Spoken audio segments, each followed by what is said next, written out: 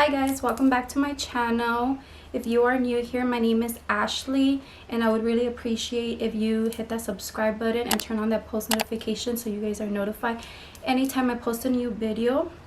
Today I'm going to be talking about my breast augmentation experience. So if you guys want to know any questions you guys have, if you guys are thinking of getting your breasts done, then I hope this video helps you. So let's get to it.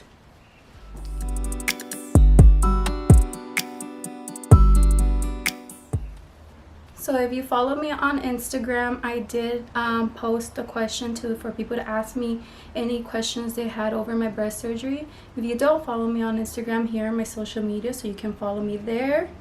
But let's get right into it. So starting off with the doctor, I did go with Dr. Taneja. I'll put his social media right here. And he does have an office in Pasadena as well as in Newport Beach.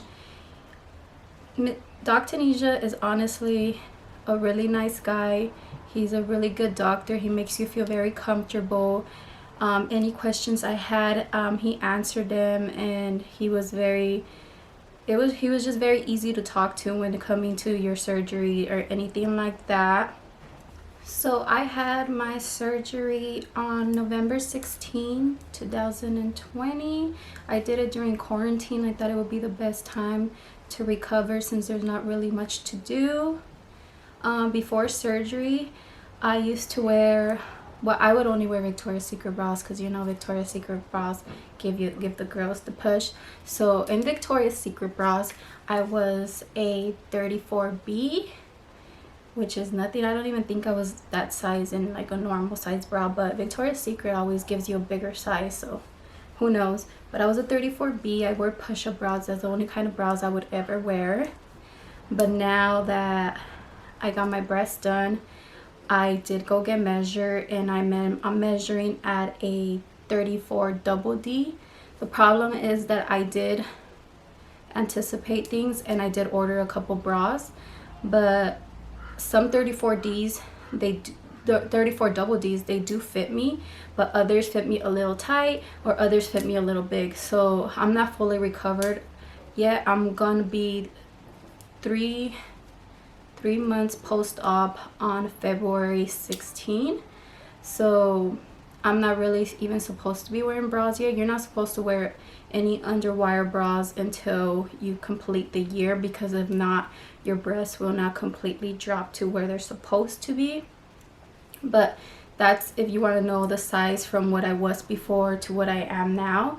My bra size still might change because I'm not fully recovered, but anybody wanting to know those questions, I hope that answers your question.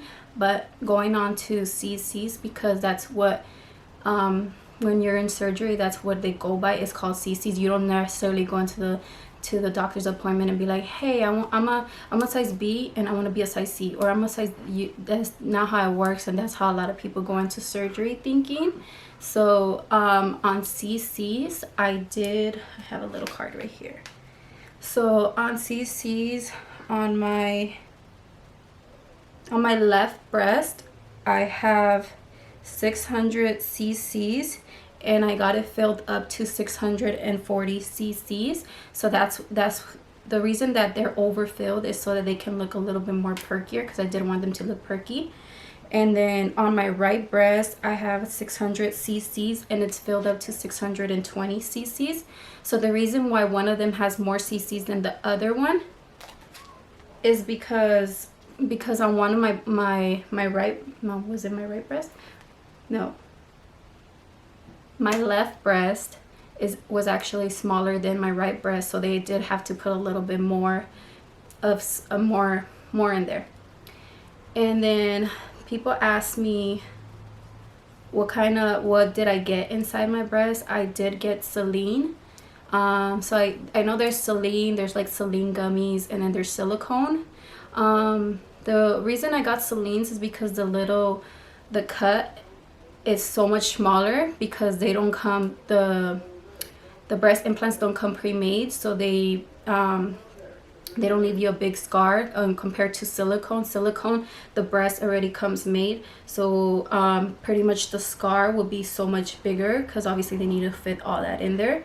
But with the what's it called, with the Saline, what it is like probably like a 1 centimeter cut, and all you have to do is you stuff in the little bag and then they fill it up. So pretty much it's like the scarring is not even bad. My scars are actually getting better.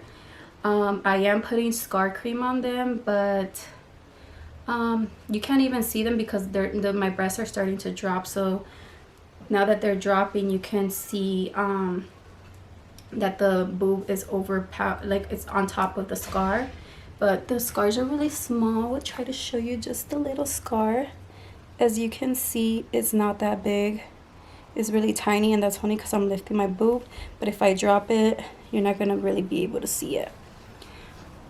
But yeah, that's pretty much. I did get Saline. They're starting to feel more like natural. At the beginning, they were really hard, and this is one of the biggest things. I wish I should have known is that you gotta learn to trust the process, and that's what at the beginning I wasn't. But then I started thinking like, you know what, I need to just like stop overthinking it and trust the process, because when you first come out of surgery, your body's not used to it. It's stretched out your body, so your boobs, they look like squares, like they're very square, so like you're kind of like, oh my god. And then they look huge. And my boobs were like up to here. I'm gonna try to put like some videos that I have that I took throughout my process, but I didn't really take a lot of videos. I was not in the mood to take videos or do a lot of stuff, but I'm gonna put some videos that way you guys can see, or pictures that you guys can see that from my boobs. My boobs are right now, they're right here. They're lower than how they were.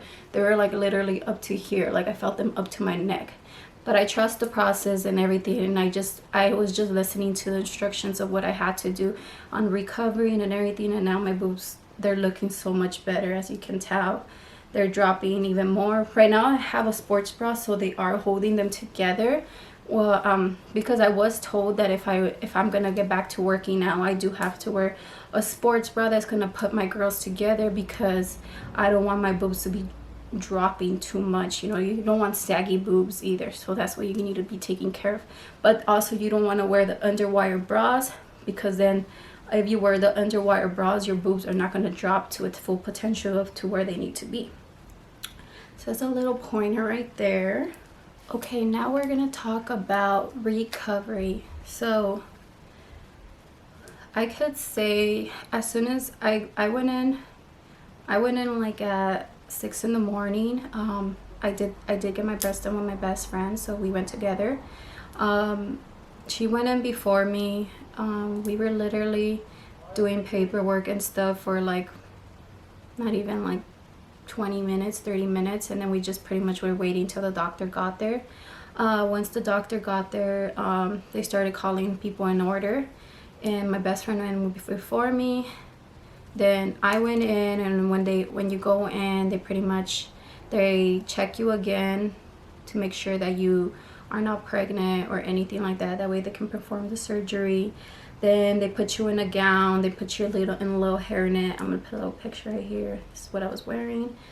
And then they put you on a bed, and I forgot what they put on you. I think they put the IV on you. They put an IV on you, and then you just wait there till the doctor comes and sees you. Then Dr. Taneja came, and he checked out my breast, and then they mark you, and they put all the marks of pretty much how many cc's you're getting, looking at your breast. And that's when he determined that one of my boobs was actually bigger than the other, because I was originally supposed to get 500 cc's. Yeah, I was supposed to get 500 cc's, but since I am a little bit taller and everything, I ended up getting the 600 cc's overfilled to one. Like I said, one to 620, and then the one to 640 cc's.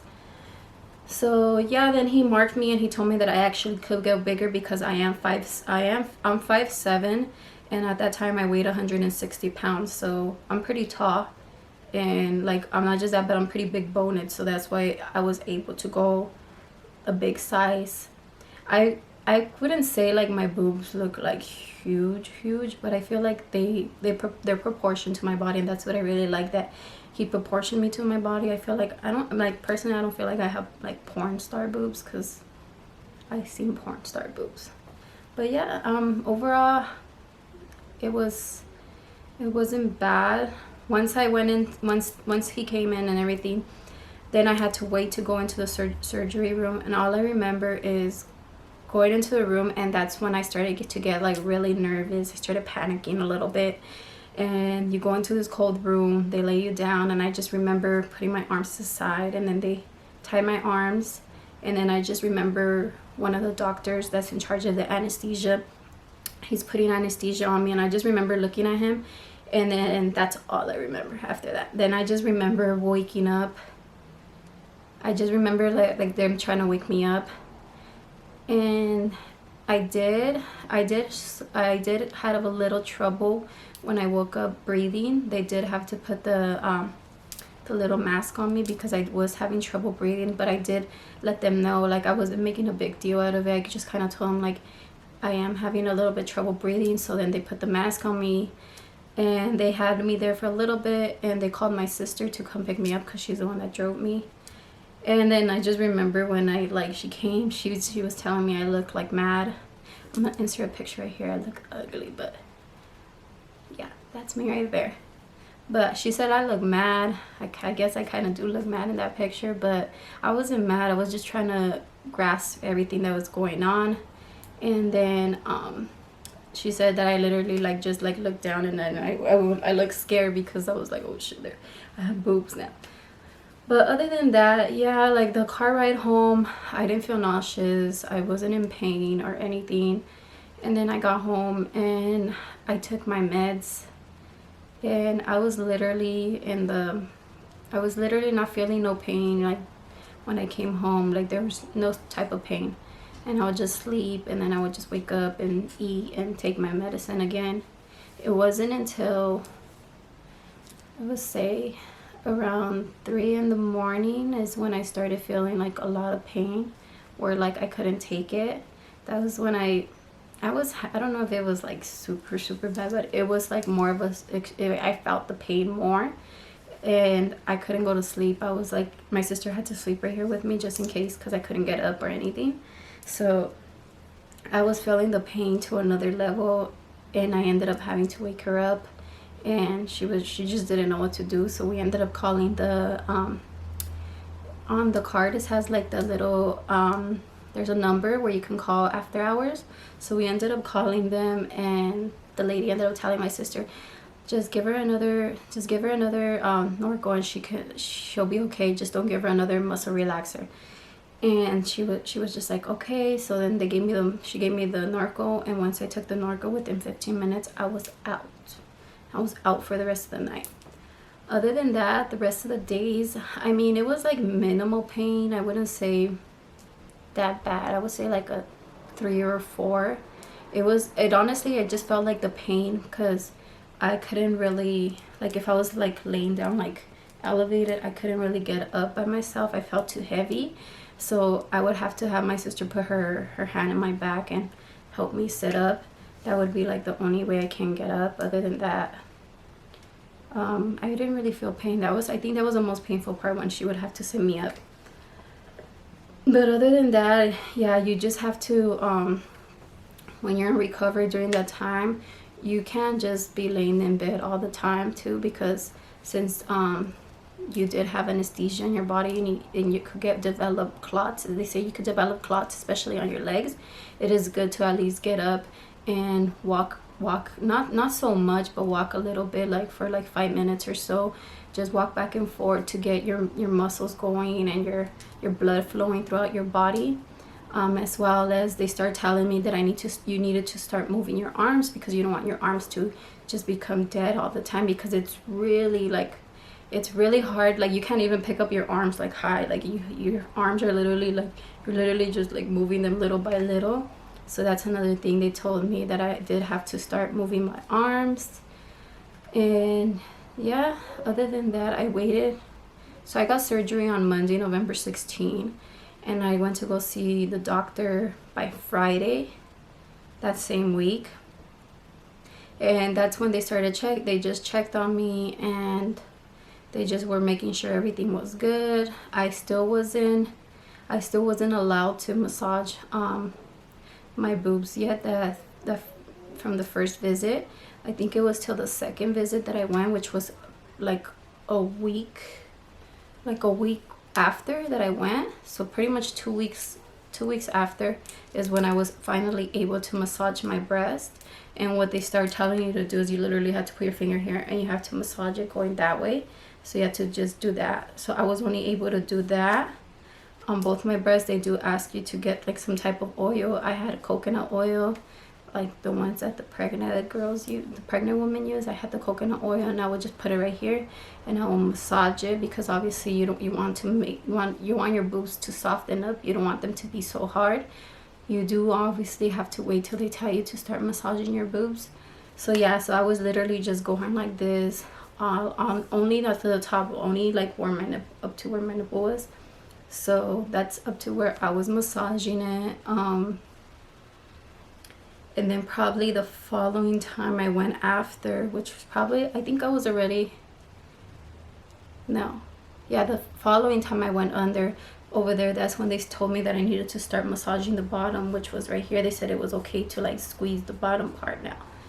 So yeah, then it just started. Once you start massaging, it just starts becoming easier. They started becoming more softer, and yeah, they weren't hurting as much. I feel like when you massage them, it kind of helped the pain in a way, and it wasn't really pain. I think it helps, like, you feel more sore than anything. So like if you just went to the gym, you had a good chest day, that's pretty much how it feels most of the time. The rest after the recovery, I'm telling you, the worst part is, I believe, just the first day, and then recovery time, like where you feel like you can start getting up and everything, it's like about a week. Yeah, because I started work within a week and a half.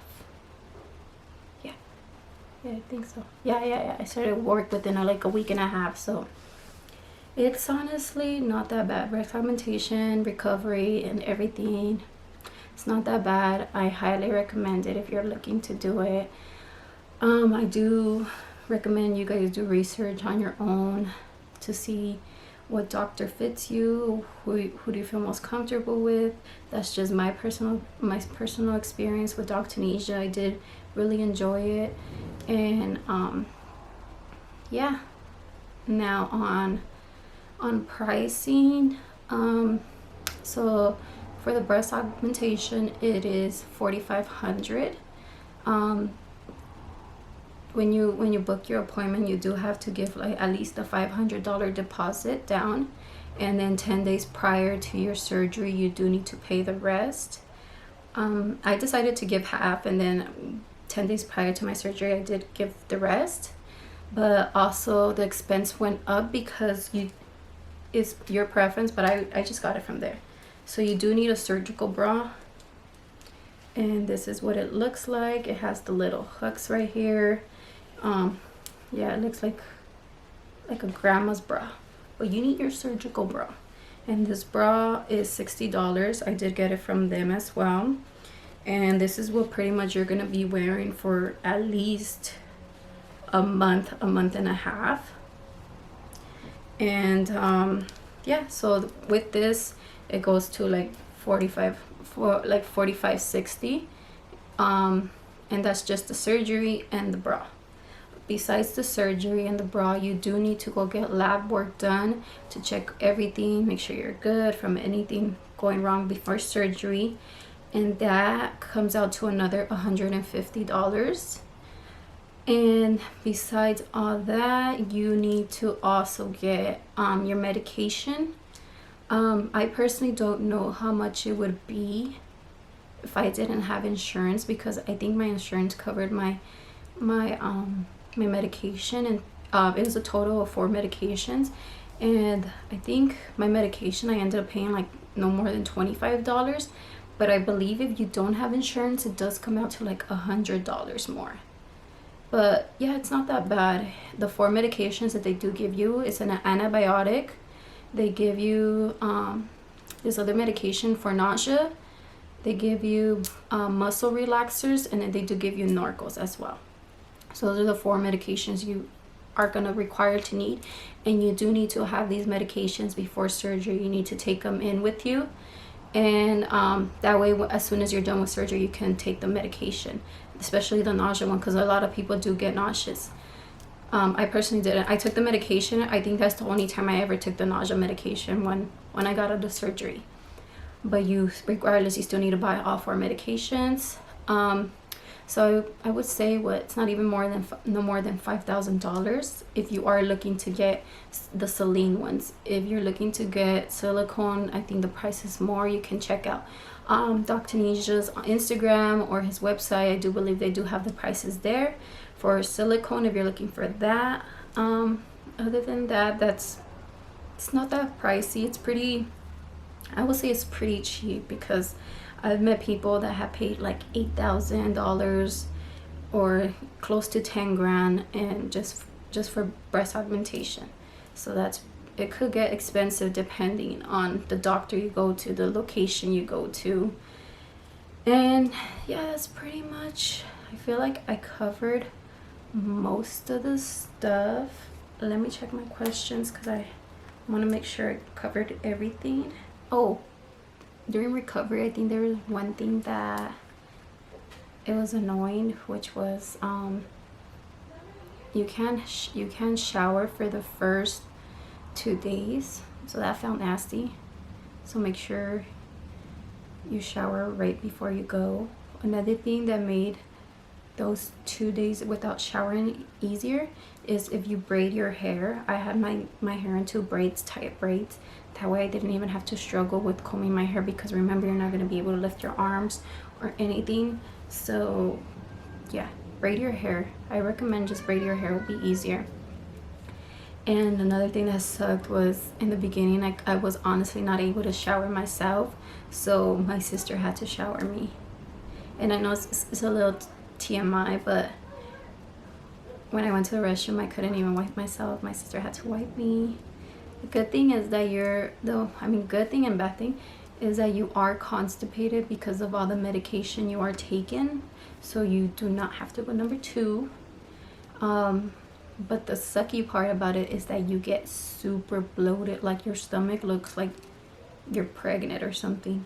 So yeah, that's the only sucky part. I think the first time I went to my appointment, they did recommend me to get this I don't know, it's like this, I'll insert a little picture right here, but it's this little thing so that you drink it and it helps you go to the restroom. And you have to drink that whole little bottle within 15 minutes. And the sucky part is I did that and I still didn't go to the restroom that day. I think it took me like a whole day to go finally to the restroom. And yeah, it was horrible. I felt like my stomach felt disgusting. Like I feel like that's the worst part of it all. And then I do recommend, well, personally for myself, I did recommend, like, once you take that little thing to go to the restroom, you stop on medication. I would only suggest to take medication if you are truly in pain. I only took the medication for that week. Once I went to the doctors and they told me to do to take the little digestion little drink, I stopped taking the medication because I didn't want to be constipated no more. Plus the pain level was not even that intense where I felt anything. But yeah, I believe I covered everything with my experience. But if you guys do have any further questions, you guys can DM me on my social media. I'll put it right here. But without further ado, I'll see you guys next time. Don't forget to subscribe and turn on that post notification so you guys are notified anytime I post a video. Bye.